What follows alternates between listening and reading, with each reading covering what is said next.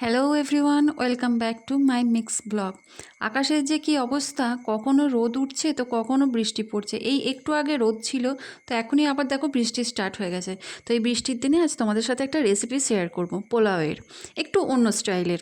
তো প্রথমে ব্রেস্তা করে রেখে নেব, আর গোবিন্দভোগ চাল 1 ঘন্টা ভিজিয়ে জল ঝরিয়ে রেখে দেবো। ওই ব্রেস্তার তেলের মধ্যেই আমরা একটুখানি গোটা গরম মশলা এবং তেজপাতা ফোড়ন দেব, এবং চালটা ভালো করে ভেজে নিয়ে এতে কাজু এবং কিশমিশ অ্যাড করে নেব।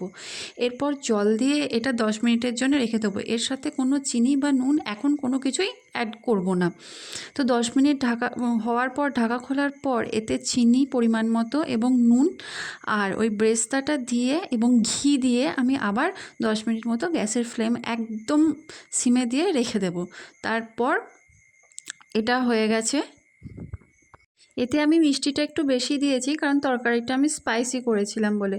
তো যারা স্পাইসি না খেতে চাও, মিষ্টি কম দিতেও পারো এবং এর সাথে কাঁচা লঙ্কাও অ্যাড করতে পারো। তো এখানে দেখতে পাচ্ছ পোলাওটা কত ঝরঝরে হয়েছে। টাটা, কেমন লাগলো জানিও।